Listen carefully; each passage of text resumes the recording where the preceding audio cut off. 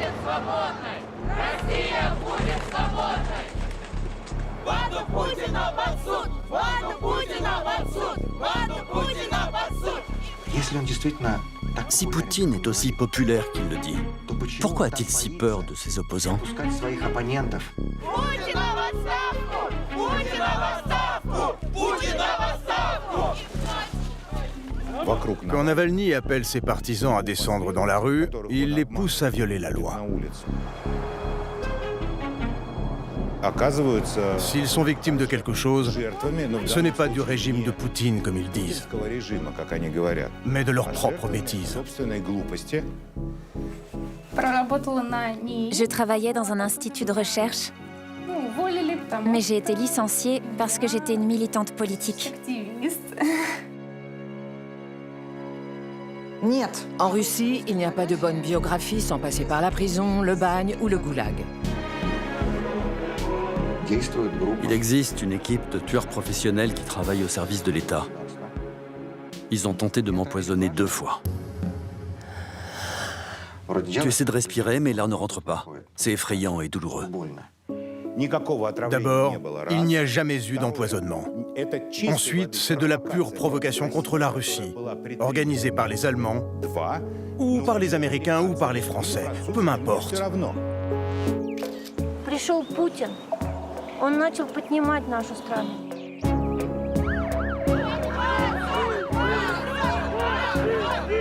Свободу политзаключенным! Свободу политзаключенным! Наш президент ведет освободительную борьбу за суверенитет нашей страны. Это наш человек, понимаете? Это народный человек. Это вот душа нашей страны.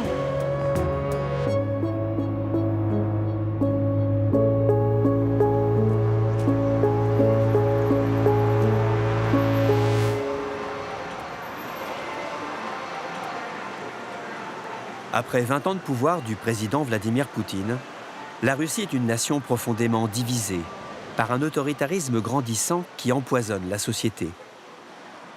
2 mondes que tout sépare et dont Moscou, la capitale, est l'épicentre. La mégapole de 12 millions d'habitants croule sous l'argent du pétrole et du gaz russe, de par la volonté du régime d'en faire la façade de sa réussite. Avec un salaire moyen 3 fois supérieur à celui de la Russie profonde, ce n'est pas le moindre des paradoxes si Moscou, comme les grandes villes du pays, est le berceau d'une Russie rebelle et contestataire de plus en plus durement réprimée par le régime.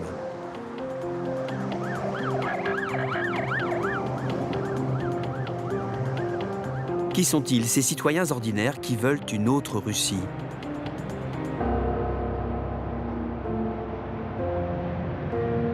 Quel est le prix à payer pour cette génération qui a soif de justice et de liberté ?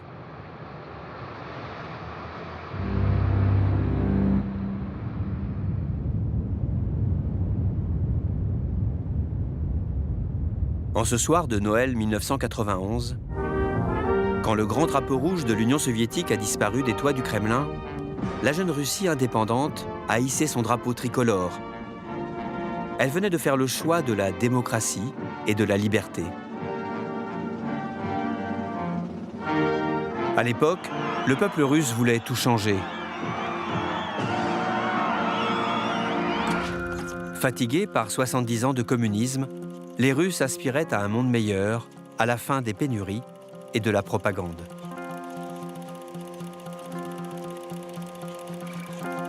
Alors pourquoi un tel fossé d'incompréhension divise-t-il aujourd'hui le plus grand pays du monde et ses 150 millions d'habitants? À l'époque, je vivais à Moscou et j'avais un ami journaliste comme moi, Piotr Tolstoï. 30 ans après, métamorphosé en un des piliers du régime de Poutine, il m'a donné rendez-vous.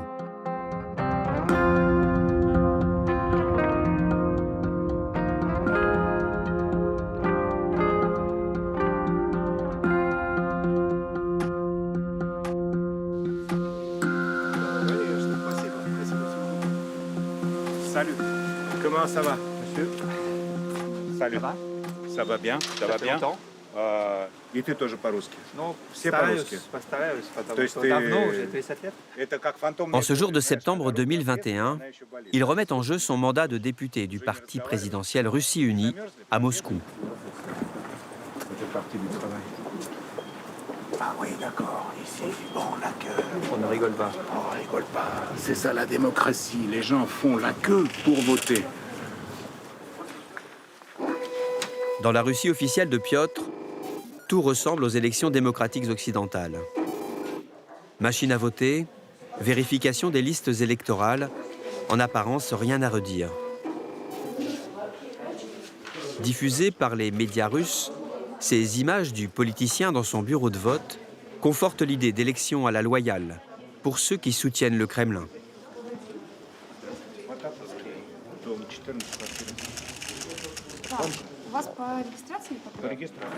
Il y a combien de candidats en tout qui se présentent? Pas mal, hein? Il y en a 1, 2, 3, 4, 5, 6, 7, 8, 9, 10, 11, 12. Face au parti présidentiel Russie Unie, il y a bien une opposition, communiste ou libérale, mais c'est celle qui a été validée par le régime. D'après le décompte de l'ONG russe Golos, au moins 9 millions de candidatures ont été invalidées aux élections locales et nationales de ce scrutin. Pour le Conseil de l'Europe, les élections en Russie ne sont pas démocratiques. Они меньшинство представляли. А Я не уважаю большинство. большинство, оно показало на президентских выборах, кто является большинством. 5000 людей на 150 миллионов. У нас по закону уголовников не положено выдвигать. Да. Ну, А в насколько... кандидаты. Поэтому его и не выдвинули. Dans cette cité HLM du nord de Moscou, comme dans le reste du pays, sans élection libre, difficile de dire combien sont les pros et les anti-Poutine. En ce jour d'élection législative, une opposante moscovite a décidé de braver sa peur et de tenter de documenter les fraudes électorales.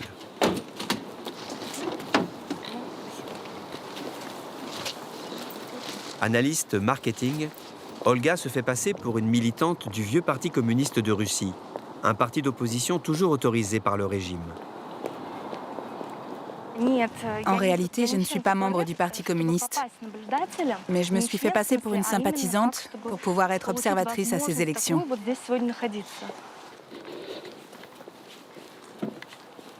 Cette boîte en plexiglas est l'une des milliers d'urnes mobiles de la Commission électorale centrale. La délégation vient faire voter à domicile un électorat choyé par le pouvoir, les personnes âgées. Добрый день. Мы из избирательной комиссии пришли к вам проголосовать. Откройте, пожалуйста. Olga va tenter de comprendre de quelle manière les retraités russes sont incités à voter pour le parti présidentiel, malgré leur retraite de misère.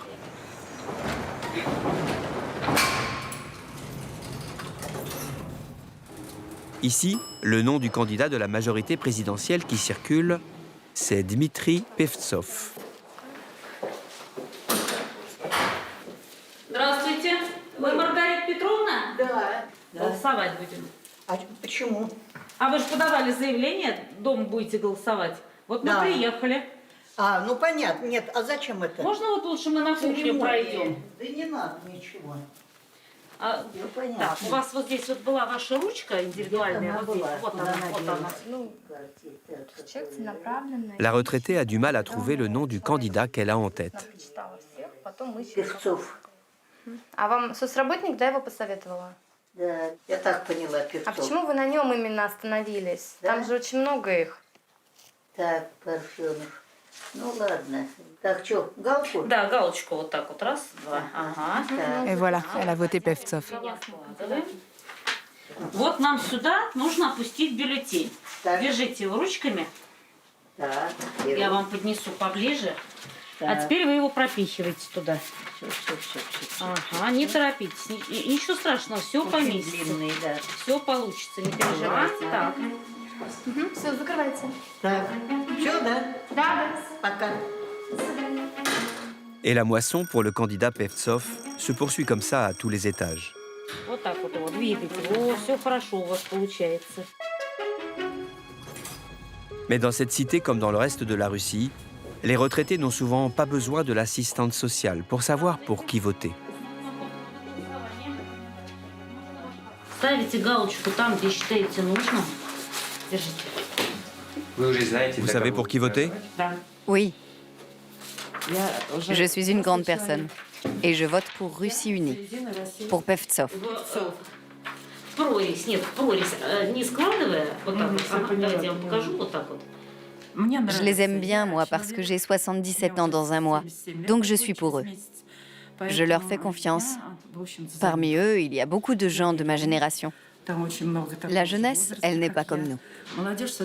Comprenez-moi bien, j'ai grandi en Union soviétique. J'ai même été membre du Parti communiste soviétique, pour tout vous dire. C'est pour ça que je leur fais confiance. Allez, au revoir. Je ne pense pas que la Russie soit coupée en deux. Il y a une petite partie de la jeunesse qui n'a pas connu l'Union soviétique, ou qui est née après, et qui a été élevée à une époque où l'idée nationale russe avait été abandonnée. Notre grande responsabilité, c'est d'avoir laissé grandir cette génération des 20-30 ans, avec dans la tête une vinaigrette qui mélange les valeurs occidentales et leur culture russe. S'opposer au pouvoir devient de plus en plus dangereux pour les figures de l'opposition. Vladimir Kara-Murza a survécu à 2 tentatives d'empoisonnement, après l'assassinat devant le Kremlin en 2015 de Boris Nemtsov, le leader de son mouvement. Sa famille en sécurité à l'étranger, Vladimir a refusé de s'exiler. Quand je suis au téléphone, je sais qu'on est toujours plus que 2 sur la ligne et que je suis sur écoute. Les chaînes de télé de la propagande savent en permanence qui je vois, où je vais. Ils bondissent sur nous avec leurs caméras.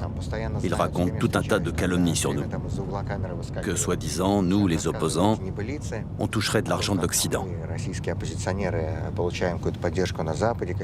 À tel point que ma femme blague et me demande « Où est passé tout cet argent que je n'ai jamais vu ?» Cet argent, il n'existe que dans leur imagination. Mais au fond, qu'ils me suivent, qu'ils m'écoutent, je m'en moque. Je ne sais pas si c'est de la guerre psychologique, mais après 2 empoisonnements à l'arme chimique, être suivi en voiture, ce n'est pas ce qui m'effraie le plus.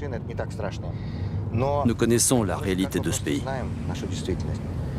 On sait à qui on a affaire. Comme Vladimir, une douzaine d'opposants au régime ont été victimes d'empoisonnement depuis l'arrivée de Vladimir Poutine au pouvoir en 2000. Le dernier en date est aussi le plus connu.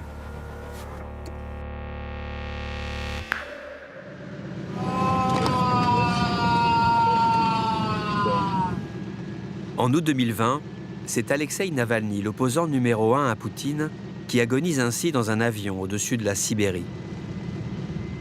Sauvé par les médecins d'un hôpital russe, il est évacué dans le coma vers l'Allemagne.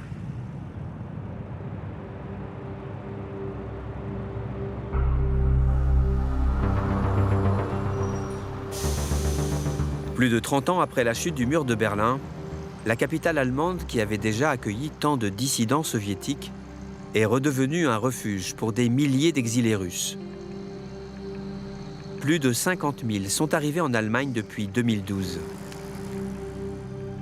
Dans l'ancienne Berlin-Est, le théâtre Panda est le lieu de rassemblement de cette nouvelle diaspora.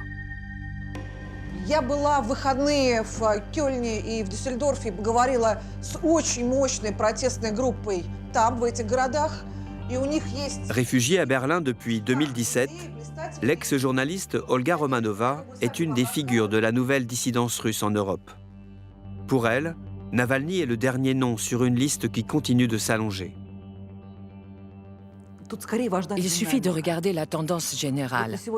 Aujourd'hui, on compte 410 prisonniers politiques en Russie. Il y a 10 ans, il n'y en avait que 40. Sous Eltsine, il n'y en avait pas du tout. Ça va de pire en pire. Et je suis incapable de vous dire où nous en serons dans un an. Navalny n'a pas voulu de cette vie d'exilé à Berlin. Coup de théâtre, 4 mois après avoir survécu à son empoisonnement, il prend tout le monde de court sur les réseaux sociaux. Привет, это Навальный. Я читаю новости, которые приходят из Москвы обо мне, и просто диву даюсь, насколько Путин снова топает ножками и требует сделать все для того, чтобы я не вернулся домой. Сегодня утром я делал свои обычные упражнения, которые делаю каждый день уже несколько месяцев, и поймал себя на мысли о том, что я, наверное, почти здоров, и все, что можно долечить, я могу уже долечить дома. Так что в воскресенье, 17 января, я вернусь в Москву рейсом Победы. Встречайте.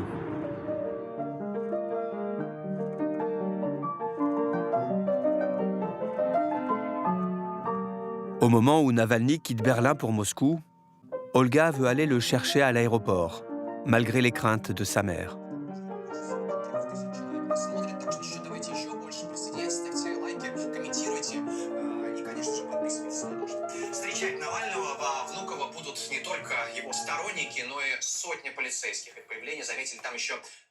Я хочу присутствовать. Ну, то есть, если я выше, там скажут, Навальный идет, мне будет достаточно.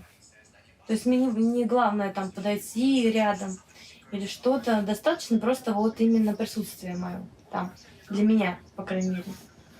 Аэроэкспрессу вышло несколько десятков сотрудников полиции вместе с людьми в штатском, неизвестно. Если будут задерживать, мама, открывай УВД инфо. Смотри, там все напишут по фамилиями, какое время, что, кто, как, не каких. Надо, мне вот это вот только не надо. Ой, ладно, мам, ну это уж ладно. Подробности. La garde à vue, elles en ont fait l'expérience ensemble. En 2017, elles ont été interpellées toutes les deux lors d'une manifestation dans le centre de Moscou.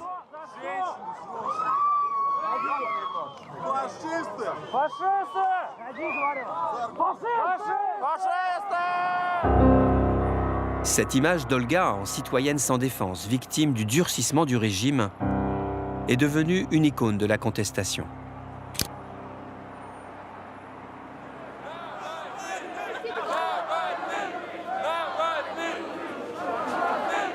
À l'aéroport, Olga découvre, comme les milliers d'autres supporters de Navalny, qu'elle a bravé le froid et les arrestations pour rien. Les autorités ont dérouté l'avion vers un autre aéroport de Moscou.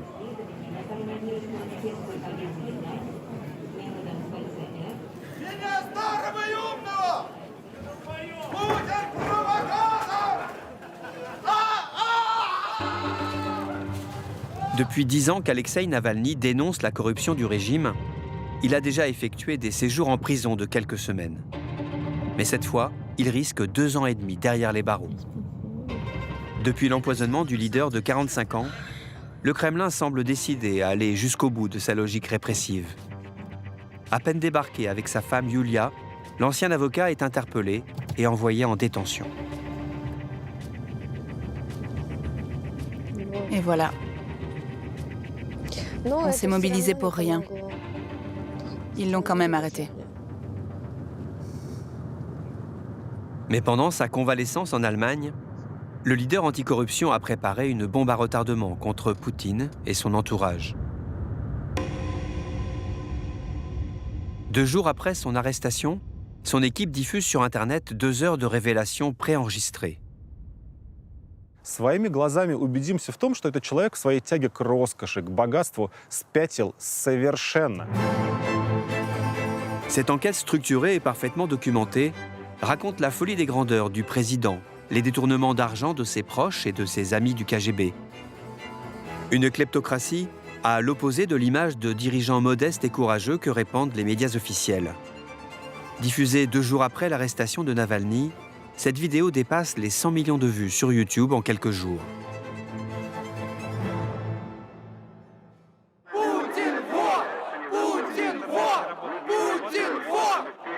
Une semaine après, le leader emprisonné fédère tous les mécontents du pays dans de grandes manifestations à Moscou et dans les grandes villes de Russie. Mais comme à l'habitude, les manifestations sont interdites, ce qui donne aux forces de l'ordre le pouvoir d'arrêter qui elles veulent. Мы делаем все, чтобы обеспечить вашу безопасность. Будьте бдительны и по возможности покиньте незаконное мероприятие. Olga a donné rendez-vous à Alina, une copine rencontrée lors des mobilisations précédentes. Les jeunes femmes ont soupesé les risques avant de venir, comme cette foule de citoyens ordinaires indignés, souvent urbains et diplômés, qui sont venus par dizaines de milliers ce jour-là.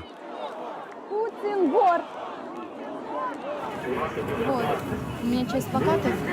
Не боишься? Боюсь, потому что я хотела поехать как защитник в ОВД. Я боюсь, да, что меня задержат. Поэтому сейчас как-нибудь попытаемся аккуратно это сделать. Аккуратно.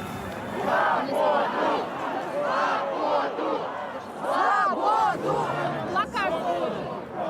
Все, у меня последний. Плакат нужен кому-то? Благодарю. Pour ces citoyens russes, il y a encore le secret espoir qu'un sursaut démocratique se produise dans leur pays.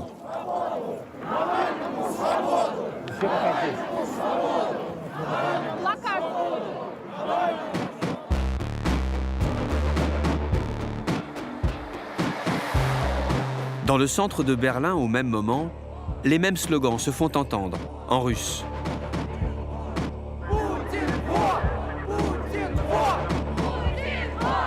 Depuis son empoisonnement, Navalny a fait l'union sacrée de toute l'opposition, en Russie comme à l'étranger. Parmi les figures de la diaspora, la fondatrice de l'ONG Russie emprisonnée, Olga Romanova, est en tête du défilé vers l'ambassade de Russie, devant la porte de Brandebourg. Может быть, там выйдет посол?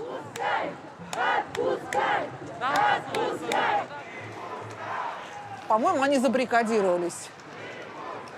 Свободу политзаключенным! Камера тут есть? Вот она. Свободу политзаключенным! Выпускай! Я не против Навального. Au fond, je ne partage pas toutes les idées politiques de Navalny. Mais si un jour on l'autorise à se présenter, je voterai pour lui. J'ai l'impression que cette année 2021 commence bien et j'ai bon espoir qu'un jour la Russie retrouvera sa liberté.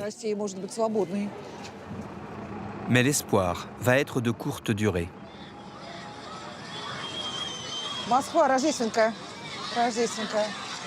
О, слушай, а там ребенок совсем. Непонятно.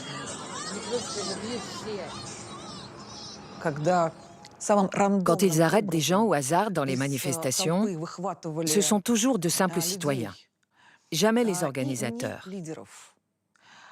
Car leur but, c'est de faire passer les leaders pour des provocateurs qui s'en sortent toujours à la fin et qui abandonnent à leur sort les simples manifestants descendus pour eux dans la rue.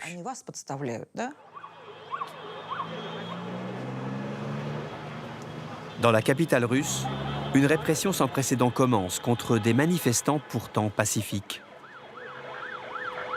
Ce soir-là, les arrestations se comptent par milliers. Olga et son amie Alina se sont mises à l'écart sur un trottoir. Ну, знаешь, вообще вот такое предчувствие нехорошее. Есть такое, да? Непонятно. А у меня есть какой-то вот страх.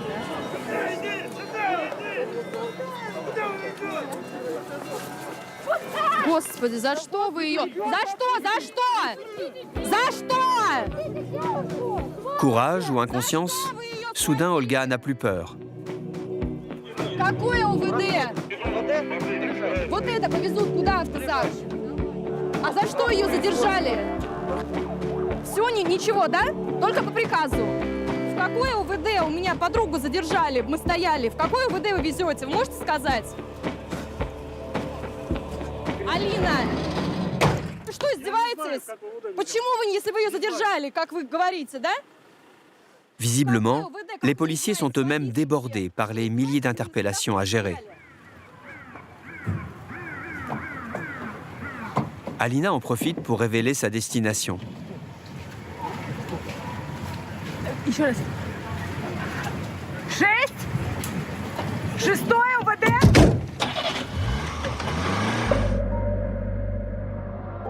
Дорогие друзья, добрый день. Вы меня видите, слышите? Quelques jours plus tard, interpellé par des étudiants russes lors d'une téléconférence avec les universités, Vladimir Poutine prévient dans son style affable et posé qu'il a mis la loi de son côté, au nom de sa conception personnelle de l'état de droit. Как вы бы прокомментировали данную ситуацию? Что вы думаете по этому поводу? Заранее спасибо. Вам спасибо за вопрос. Я уже много раз высказывался на подобные темы и хочу подчеркнуть. Все люди имеют право выражать свою точку зрения в тех рамках, которые предусмотрены законом. Все, что выходит за рамки закона, не просто контрпродуктивно, а опасно. Dangereux, car en 20 ans de pouvoir, le régime a durci le droit de manifester jusqu'à interdire les rassemblements à partir de 2 personnes.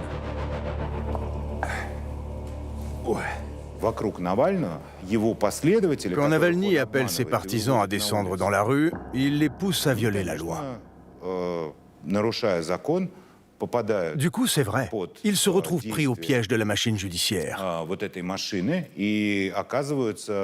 Mais s'ils sont victimes de quelque chose, ce n'est pas du régime de Poutine, comme ils disent, mais de leur propre bêtise.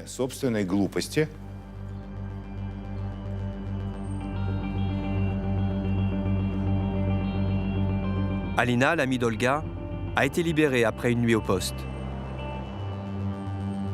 Dans l'attente de sa condamnation, elle est retournée à son travail. Un petit boulot provisoire qu'elle a déniché.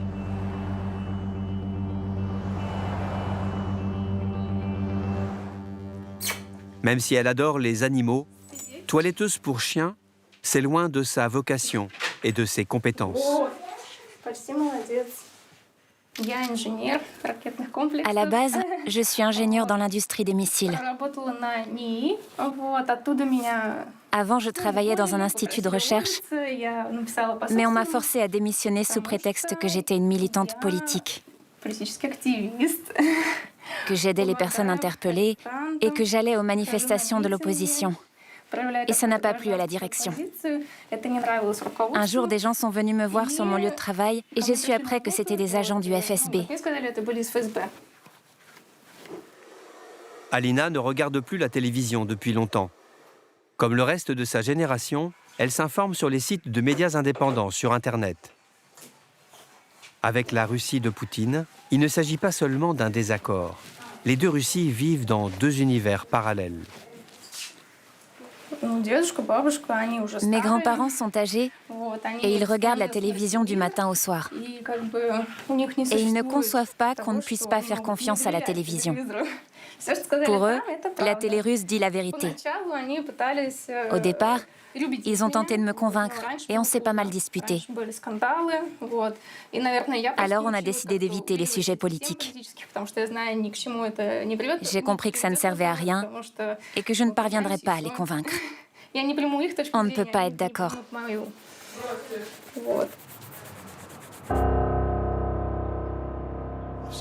À l'époque soviétique, plus personne ne croyait à la propagande.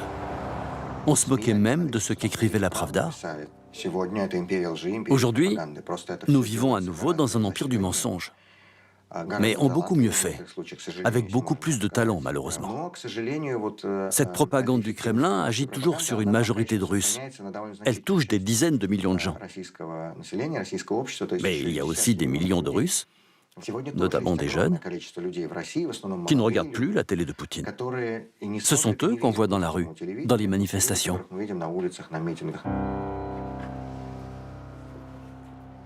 Puisque la propagande ne fonctionne plus sur cette génération, le régime a entrepris de lui faire peur. Alina sait qu'elle court un risque bien plus grave qu'une amende ou qu'un licenciement, la prison.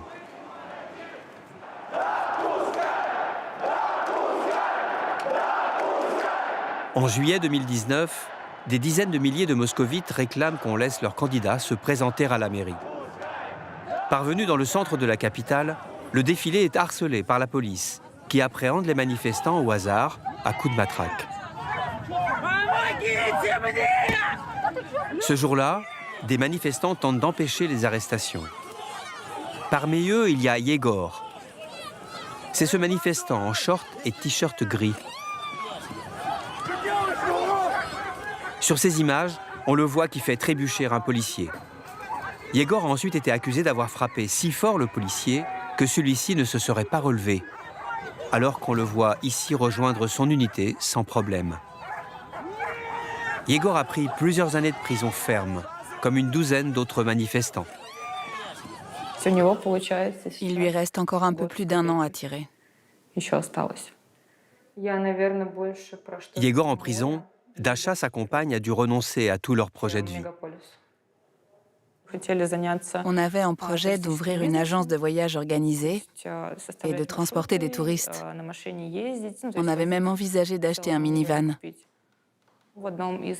Dans l'une de ses premières lettres, quand on l'a transféré en prison, il m'a demandé en mariage. Moi, je ne veux pas me marier dans un camp.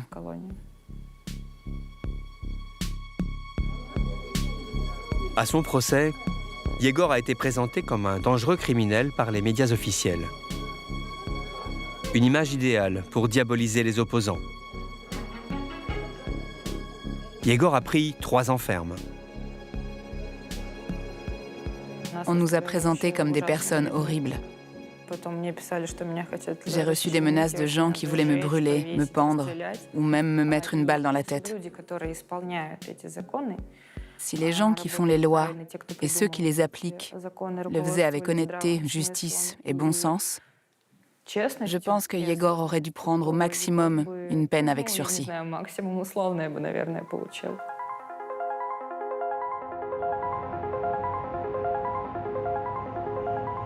Yegor purge sa peine dans la région de Volgograd, l'ancienne Stalingrad sur la Volga. À 1000 km au sud-est de Moscou, cette capitale provinciale est encore ancrée dans le souvenir de la victoire héroïque de l'Armée rouge lors de la Seconde Guerre mondiale.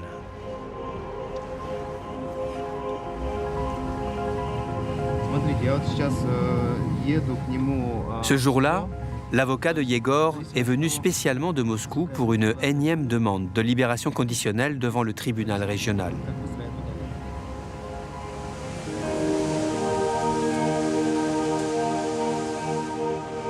En apparence, tout ressemble ici à la justice ordinaire d'un pays ordinaire. Yegor assiste à son audience en visioconférence depuis sa prison. Le parquet s'oppose à la remise en liberté du manifestant, bien qu'il soit libérable depuis plusieurs mois. Беседа не является взысканием, соответственно, не может быть препятствием для условно-досрочного освобождения. Я считаю, что в принципе нет оснований для того, чтобы удовлетворить апелляционное представление прокурора. Более того, единственное, что скажу, Le plaidoyer de l'avocat ne servira à rien. провоцирует осужденных для того, чтобы... Ni l'attitude exemplaire de Yegor qui prend la parole à son tour. Прошу суд отпустить меня условно-досрочно, потому что я не знаю, что мне надо еще сделать, чтобы как-то там, как мне встать на путь исправления, как мне исправиться, что нужно для этого делать, я не понимаю. Я и так все сделал, все возможное. Sans surprise, la demande est rejetée. Да, но, видимо, перед пенсией решил не рисковать. Il faut comprendre comment on devient juge de tribunal en Russie. Ce sont tous d'anciens fonctionnaires de l'administration judiciaire. En 10, 15 ans de carrière, ils voient comment les procureurs et les juges s'arrangent souvent entre eux, leur proximité. Une fois nommé, le nouveau magistrat du siège ne peut pas faire autrement. Sans indépendance de la justice, le citoyen russe est complètement à la merci de l'arbitraire de l'État. Tout le monde sait que lors des procès en Russie, et je parle des affaires criminelles, 99% des accusations se terminent par une condamnation. Les statistiques officielles de la Cour suprême russe montrent que sur 10 000 jugements, un seul est invalidé. Même à l'époque de Staline, les statistiques étaient meilleures. Pour échapper à cette machine répressive, des milliers d'opposants n'ont pas d'autre choix que de fuir leur pays. Vers l'Europe, par tous les moyens. À 1000 km à l'ouest de Moscou, l'Estonie, la Lettonie et la Lituanie ont été les premières républiques soviétiques à obtenir leur indépendance à la disparition de l'URSS en 1991.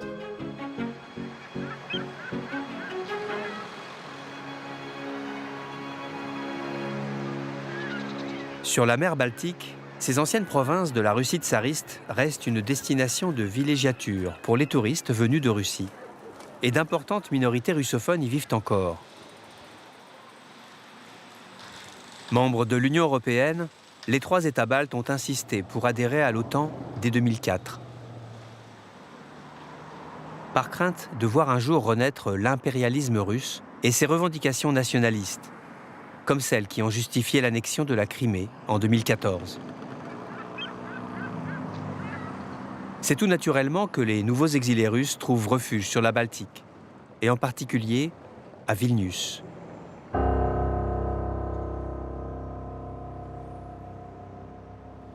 La Lituanie accorde l'asile politique aux fuyards. Près de l'ancienne place Lénine, le bâtiment de l'ex-KGB a été transformé en musée à la chute de l'URSS pour bien rappeler les répressions de l'Empire soviétique.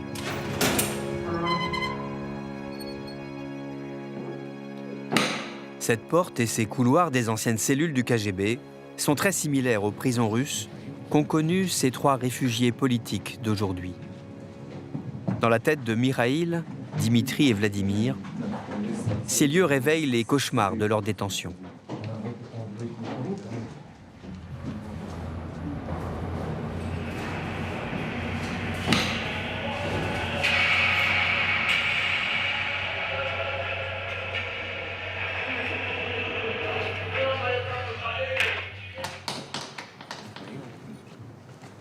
Le doyen, c'est Dimitri.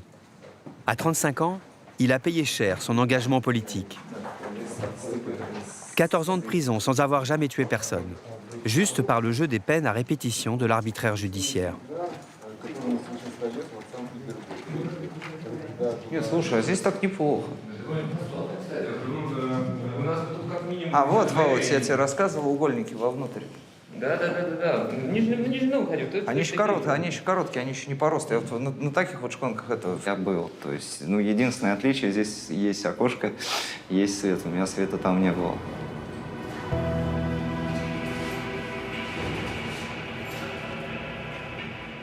У меня были пытки. J'ai été torturé. Et je peux vous affirmer qu'en Russie, on torture et on tabasse systématiquement pour obtenir des aveux. On vous a tabassé? Oui, bien sûr qu'ils te battent. Et ils sont très imaginatifs pour le faire là où ça fait le plus mal. Ils ont recours à toutes sortes de techniques, comme l'électricité par exemple. Ils transforment leur générateur électrique en GGN. Mais ils branchent ça où? D'habitude, ils te branchent les fils sur les parties génitales. Parfois aussi sur le visage. Mais c'est au gré de leur fantaisie et de leur imagination. Et je peux vous dire qu'ils en ont. Ils savent choisir là où c'est le plus douloureux.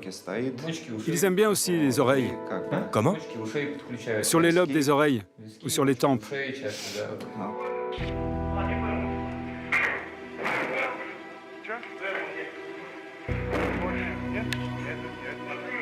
En 2017, ces images sorties clandestinement de la prison de Yaroslav, au nord-est de Moscou, ont fait scandale.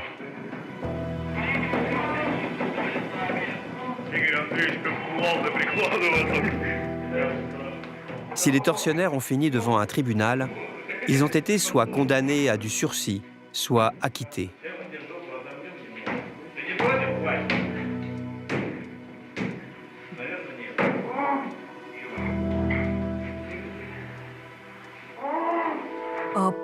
La torture dans les prisons russes est une pratique répandue. En plus de ça, les gardiens n'y voient rien de mal, ni de condamnable. Ça va même encore plus loin. La violence physique a été légalisée ces dernières années. La loi autorise désormais les surveillants à utiliser la force et la violence physique contre les détenus, y compris les chocs électriques, en cas d'insoumission. Allez prouver qu'il n'y avait pas eu d'insoumission. Cette loi de 2016 fait partie d'un ensemble de mesures de durcissement du régime. Pour faire cesser les séances de torture, j'ai tenté d'en finir. Je me suis ouvert la gorge. J'ai aiguisé le manche en plastique d'une brosse à dents et je me le suis enfoncé au niveau du cou. Quitte à mourir, je préférais mourir vite en abrégeant ses souffrances.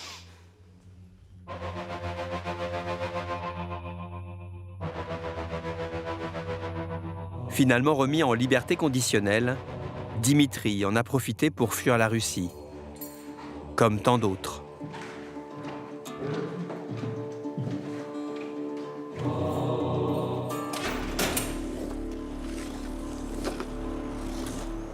Combien sont-ils? Certaines estimations avancent le chiffre de 1 800 000 Russes partis depuis 2008, parmi les plus instruits et les plus compétents.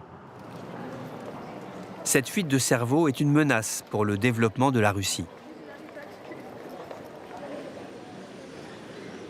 En exil à Vilnius, Sergueï est ingénieur spécialiste réseau, comme Haïdar. Tous les deux ont fui Moscou après les grandes manifestations de juillet 2019. Tu perds 2 ou 3 ans de ta vie pour rien. Entre 20 et 30 ans, ce sont tes plus belles années. Tu es en pleine forme, tu as la vie devant toi. Quand il n'y a pas de justice dans un pays, il ne peut pas y avoir ni sécurité, ni développement économique. Parce que tu n'es pas sûr que demain, tu ne vas pas te retrouver en prison, juste parce que tu étais au mauvais endroit, au mauvais moment. Je vois passer en permanence des tweets de gens qui veulent partir ou qui sont déjà partis. Et ce ne sont pas de simples travailleurs.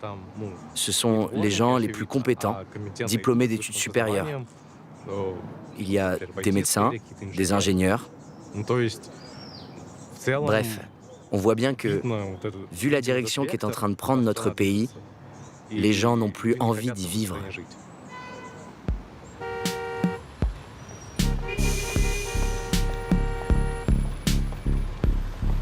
Réfugié à Paris, l'économiste Sergueï Gouriev représentait la Russie à la Banque européenne de reconstruction et de développement quand il a dû s'exiler pour avoir mis en cause l'entourage de Vladimir Poutine. En 2013, j'ai dit ouvertement que le pays avait besoin de lutter contre la corruption. Des amis communs m'ont dit que Vladimir Poutine était mécontent. On a souvent demandé à Poutine, si cela ne l'inquiétait pas, de voir partir autant de Russes diplômés. Il a toujours répondu « Non, nous sommes un pays libre. » Et on peut comprendre pourquoi. Quelqu'un d'instruit qui comprend que la Russie est en retard par rapport au reste du monde représente une menace pour le pouvoir. Pour Poutine, il vaut mieux que cette personne vive en exil à l'étranger. Mais les voix dissidentes viennent aussi de la Russie profonde, à 1000 lieues du luxe moscovite. Жить в России – это призвание. Не ищи себе доли иной. Électricien, ce youtubeur de province osait dénoncer une Russie à l'abandon, avec un humour féroce qui lui a coûté cher. Toropets est une petite ville de 13 000 habitants. Ну вот это одно из лиц настоящей путинской России. Разрушенный, разбитый, убитый молокозавод. Ну вот он без всяких бомб, все можно разрушить без всяких бомб. Не нужна НАТО, чтобы уничтожить Россию.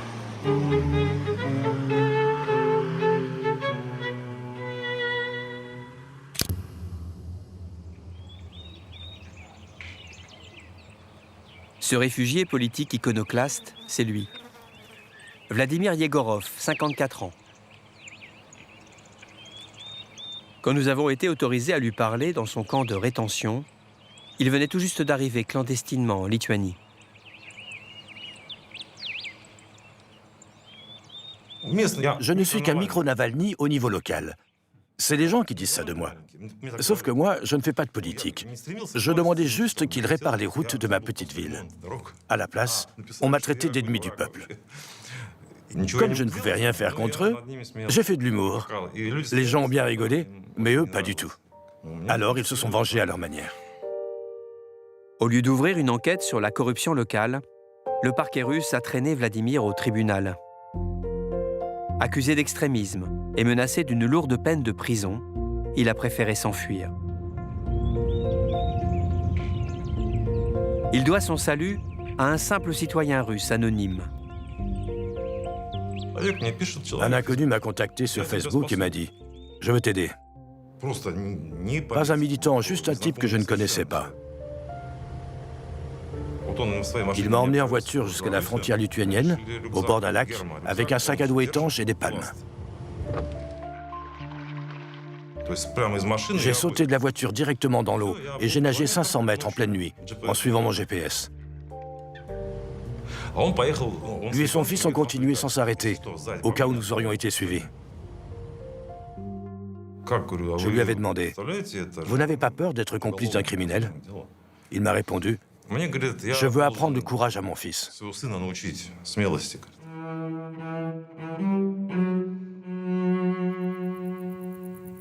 Vladimir a laissé derrière lui femme et enfants, pour avoir joué dans ses vidéos au jeu de la vérité avec les pro-Poutine de sa Russie profonde.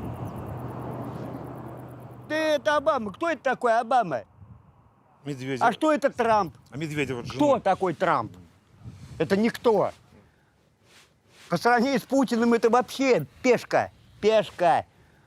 Путин их всех обыгрывает. Полюбой их Вот ты смотри, вот у нас свет отключат.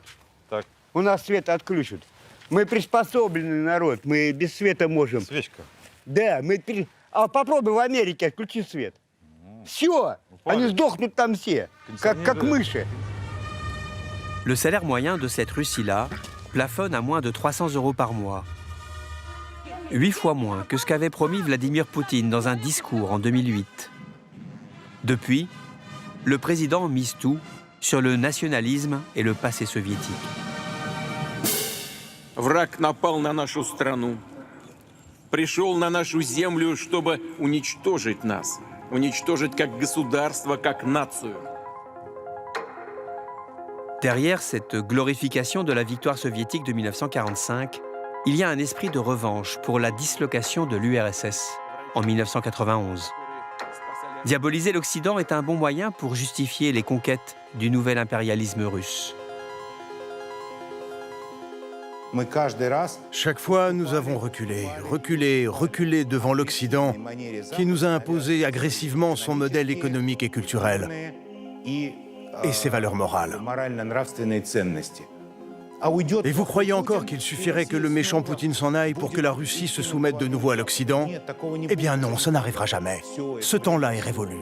Сегодня мы видим сборище недобитых карателей, их последователей. Россия последовательно отстаивает международное право, при этом мы будем твердо защищать наши национальные интересы. Le régime de Poutine a besoin de légitimité. Plus personne ne croit en l'honnêteté des élections, plus personne ne voit de croissance économique, et sa popularité s'effondre. Pour refaire l'union sacrée autour de lui, il a eu une idée. Incarner l'unité nationale russe dans la victoire soviétique de 1945. La Russie de Poutine investit aujourd'hui 4% du PIB dans ses forces armées. 2 fois plus que la France. En 2021, le régime a montré son vrai visage, avec le recours aux incarcérations massives, une vieille tradition russe. En Russie, une bonne biographie passe toujours par la prison. Regardez nos écrivains, nos poètes. Pouchkine au bagne, Lermontov, Tchernychevski, Dostoïevski aussi. Et puis après les révolutionnaires, Lénine, Staline, avant les répressions soviétiques. Une petite pause, et puis voilà, aujourd'hui, c'est Navalny. Amaigri, crâne rasé selon la règle, Alexeï Navalny croupit aujourd'hui en prison. Les nouvelles condamnations qui s'abattent sur lui entretiennent l'image de délinquant du prisonnier politique.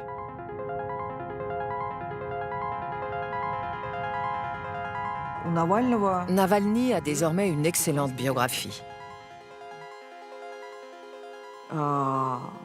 Reste à espérer qu'elle soit longue, parce qu'elle pourrait aussi bien être trop courte.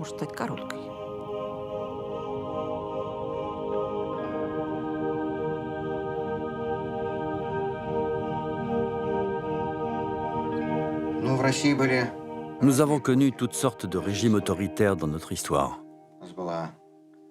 On a eu le tsarisme, le stalinisme et ce qui a suivi. Aujourd'hui, moi j'appellerais le pouvoir actuel une dictature postmoderne, avec une façade pseudo-démocratique, une parodie d'élections, des parodies de procès. Mais le fond est le même qu'à l'époque soviétique.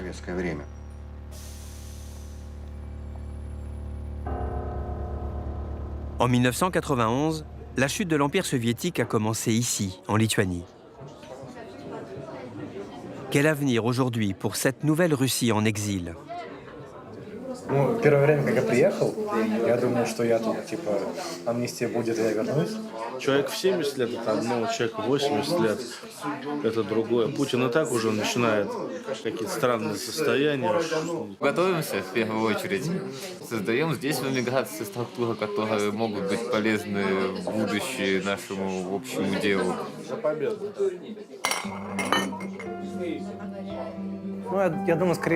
Moi, je pense que je vais rester ici. Parce que je vais sûrement fonder une famille, avoir des enfants. Donc, soit je reste ici, soit on va dans un autre pays avec ma petite amie. Mais je ne retournerai pas en Russie. Pour toujours?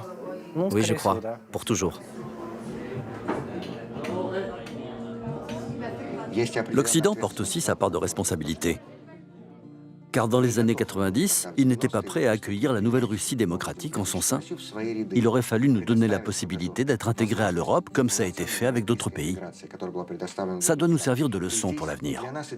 Car comme on dit, personne n'est éternel. Et le régime de Poutine ne fera pas exception.